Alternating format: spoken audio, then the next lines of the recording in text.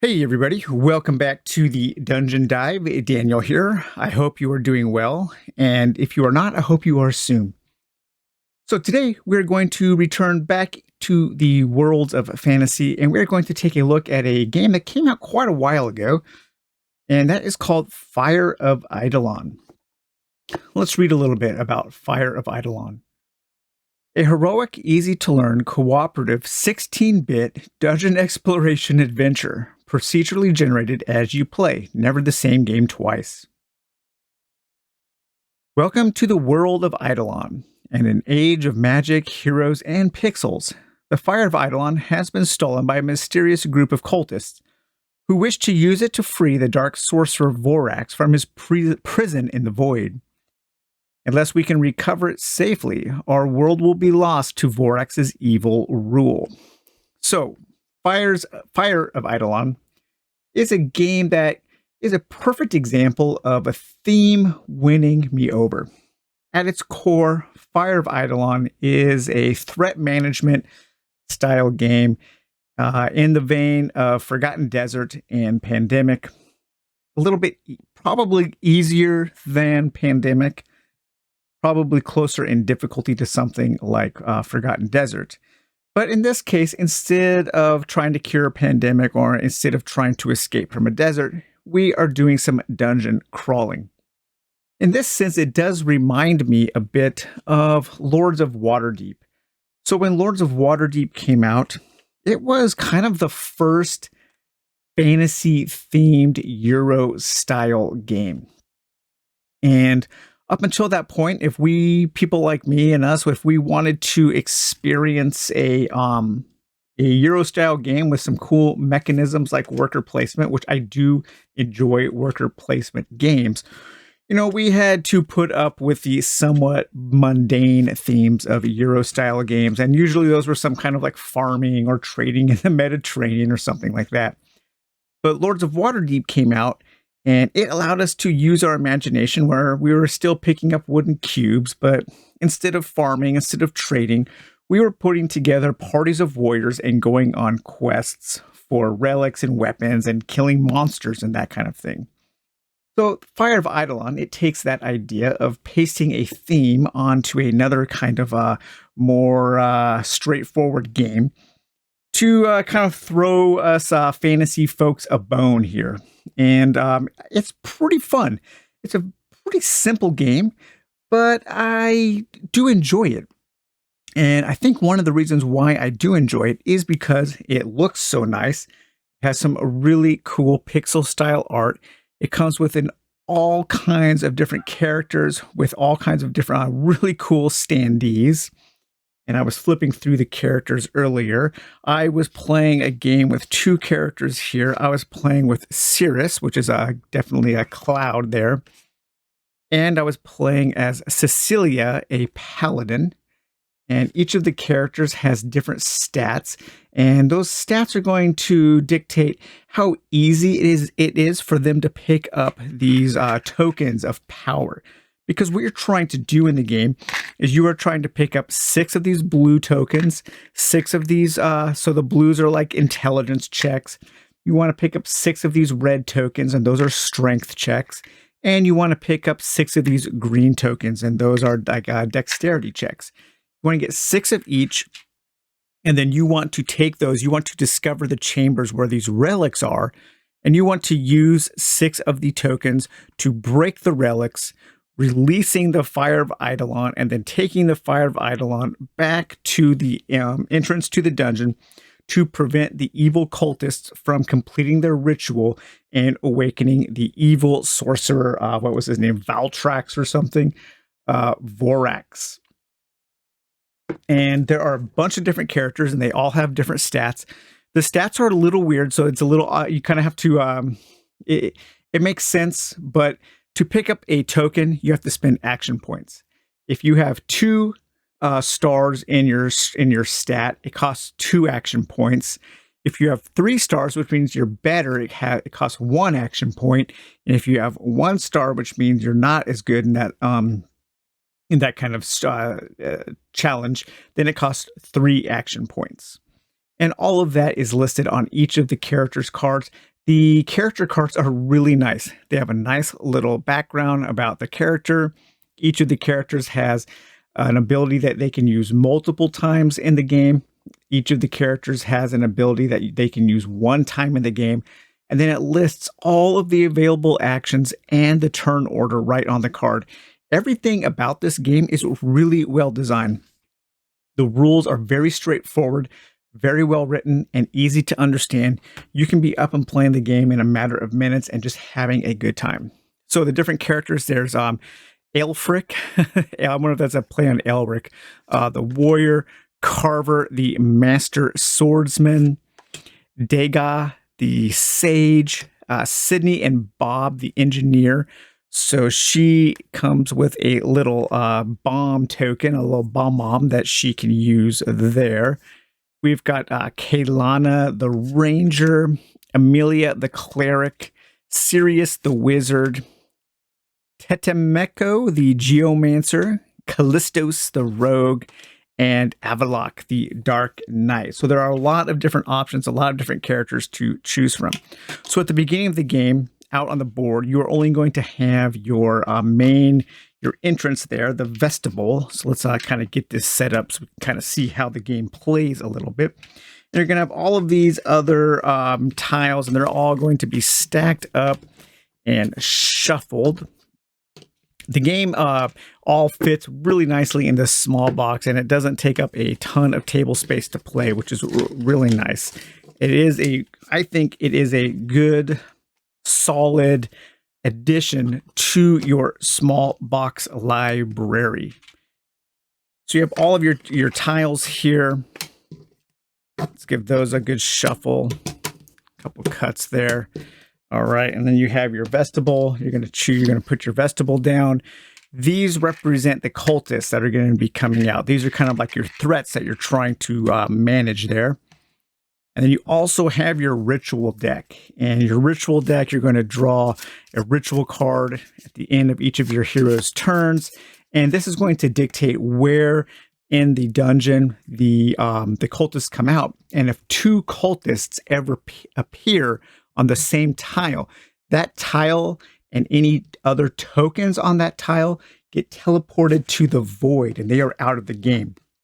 So it is quite possible to lose the game with something going to the void, because you can also lose a path back to your beginning, you can lose your path to the Fire of Eidolon, or you can even lose your path to these relics that you have to break. So there is maybe a little bit more luck involved in this game than in something like Pandemic.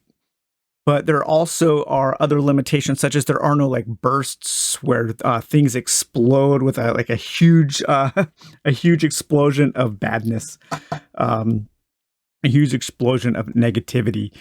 There are also a couple of different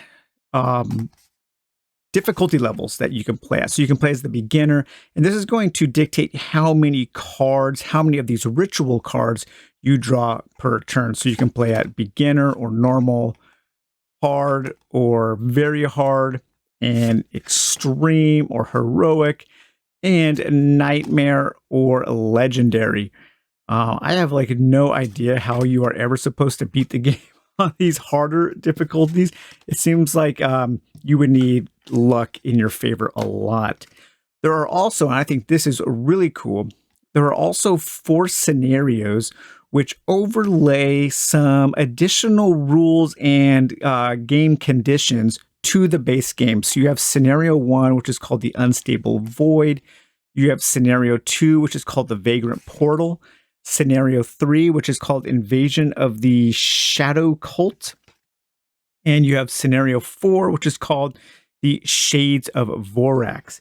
And those scenarios will utilize a few additional components, such as these 3 different event cards, this void token, this void portal there, and then some secret passages that you can also use in the base game.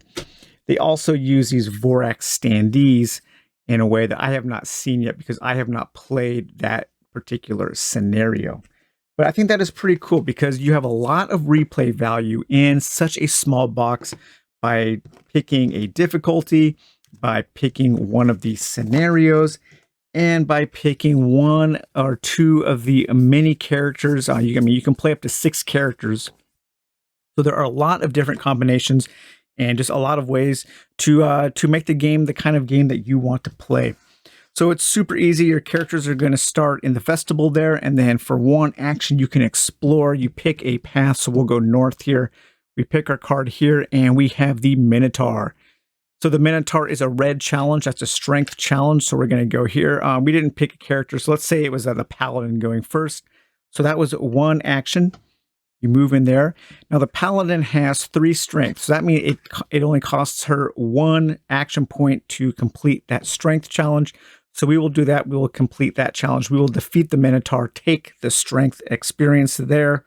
And then that was 2 actions. And now for a 3rd action, we can continue to explore. And then we already found one of the relics there. Now, these relics can never be connected to the vestibule, but they can be connected as close as possible after that. So we'll place that there. We will place the knowledge relic in there and then move in our Paladin, and that is her turn.